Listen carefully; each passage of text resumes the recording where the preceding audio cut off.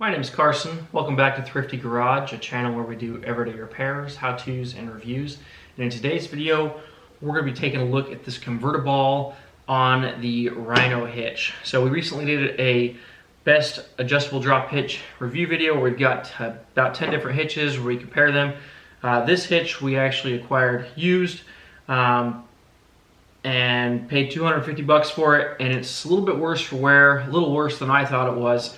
And the big problem is this ball, as you might have seen in that video, cannot be easily removed. It basically requires a hammer. So this is definitely used. It is going to be something that we want to get functional and working. And actually, I think I need to get a chisel on this guy. So let's talk about the convertible. So this Rhino Hitch is rated at 14,000 pounds on here. I just purchased off of the Rhino Hitch website a new convertible set. They have a stainless steel option and I think a zinc option, and this is the cheaper option. I think this is about $90 for a new 3-ball set. So we've got a 2 5/16, we've got 1 7/8, and we have a 2-inch ball in here with a new piece that goes on here underneath this ball and also a cover. So that was the best bang for my buck in order to make this entire hitch assembly basically back to new. In our hitch review video, we did talk about the fact that this does have some dings and dents on here. I might take some sandpaper, a paddle wheel or something to kind of clean this up while we're doing this. But the main goal is to make the hitch easily exchangeable.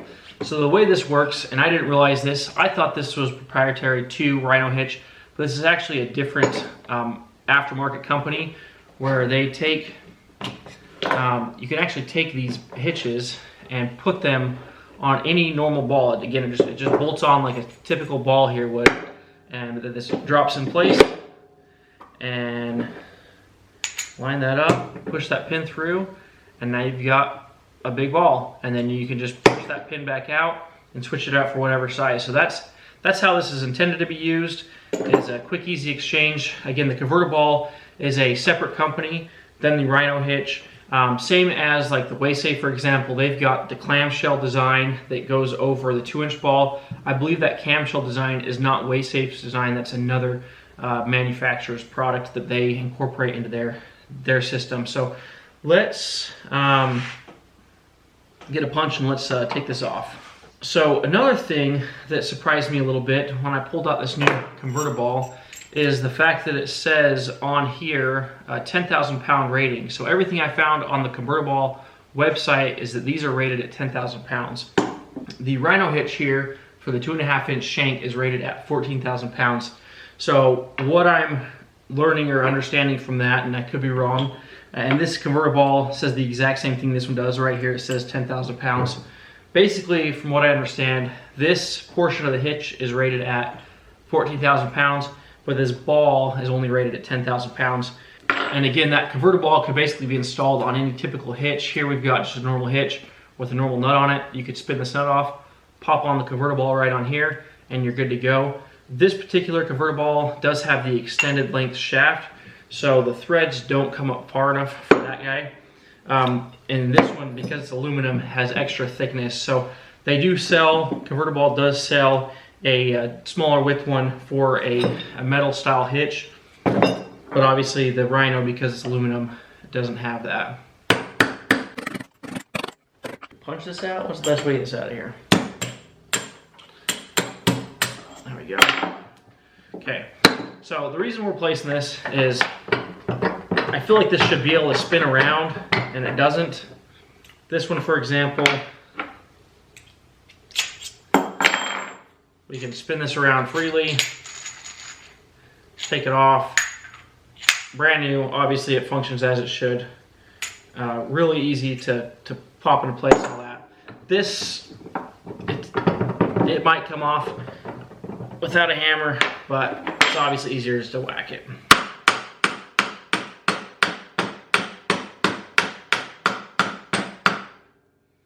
When you get it up that far on the shank, I mean, it's pretty stuck. Okay.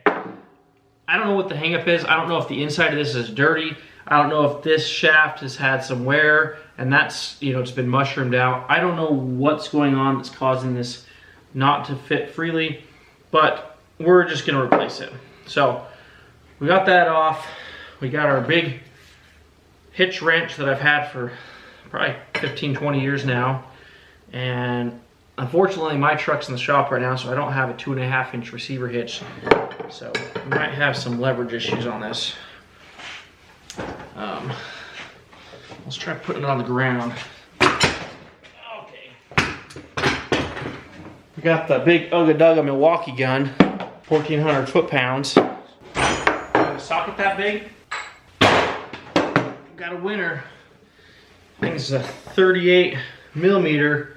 This guy is 1.5 inches. A little loose, but hopefully close enough. Okay. Full charge. We gotta get the 3/4 inch adapter. I think we'll be able to spin this off. I'm pretty doubtful.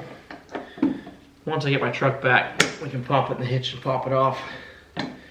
If this doesn't work, cross your fingers. Ooh, buddy, she done it. Okay.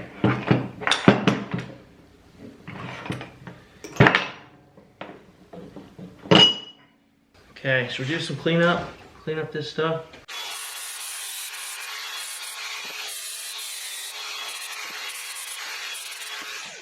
Really doesn't look too bad. We've got, obviously we kind of have removed our factory finish on there. This is a pretty rough grit sandpaper, 80 grit, so it's rough. This is just, I believe this is just milled aluminum, probably aircraft grade aluminum, but that cleaned that up quite a bit. Pretty happy about that. Got rid of the huge nicks and dings, and then I got a couple more up here. We'll just shine up a little bit and be looking like a new hitch.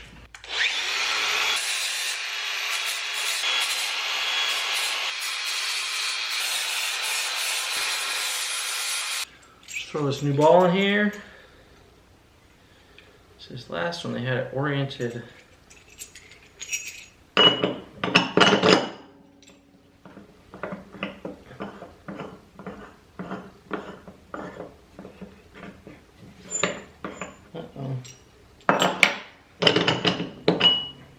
I ordered it from Rhino Hitch.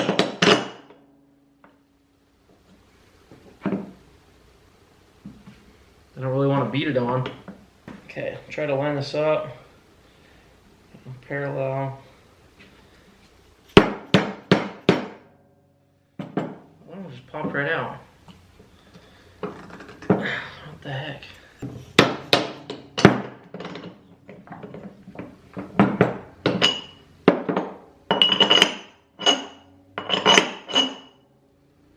Easy peasy.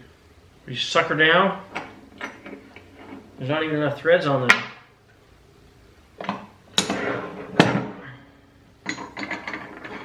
We'll have to do it without the washer.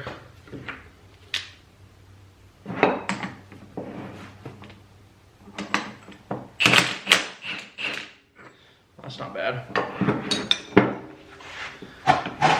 Just sucking it right down. I don't know why it was so tight. Overcame the first part. Squirrels right down. Nice fresh threads. I think the hardest to me, I don't know how they get that oriented straight. I think it's gonna spin this around.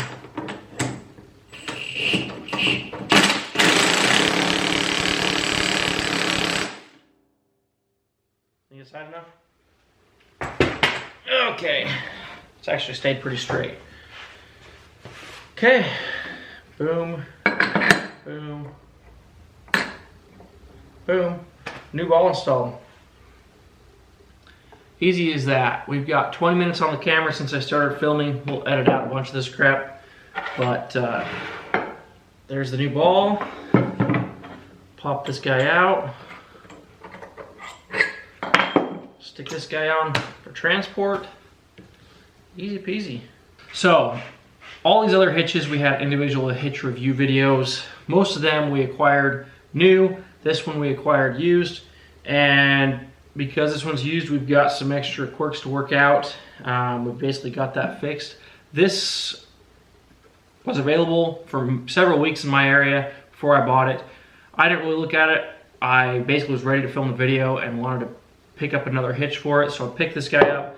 And this was way more used than what I would have traditionally bought used. So I don't know how many miles are on this, but you can tell it's had a hard life. So a little bit of refresh, a little bit of cleanup, some sanding, a new converter ball, less than $100, and we've got a whole new system here. So this is a really cool hitch system by Rhino Hitch. We'll kind of use this as a hitch review video. The nice thing about this hitch, because we got it used, we can kind of tell you about the longevity more so than if we're reviewing a new hitch. So I think the biggest thing Rhino Hitch has going for it is it's a single pin. And they actually have, I don't know if this is their design or not, we got the pin whiz. This pin is probably the easiest pin to remove. Having that little tab makes a big difference. You pull this pin out, and then we can adjust this up or down anywhere we want it. And with as many miles as this has had on it, wear and tear wise, this all still functions correctly. The idea is while you're hooked up to the trailer, you can adjust the hitch. So frequently when we hook up a new truck and a trailer, you know, the hitch might not be perfectly the right height. So you do sometimes have to disconnect from the trailer, raise the ball up, and then reconnect back on. This allows you to pull the pin, roll the jack up or down, and get the right position, and then repin it, and you're good to go. I think this is a 10-inch drop. I'm not exactly sure.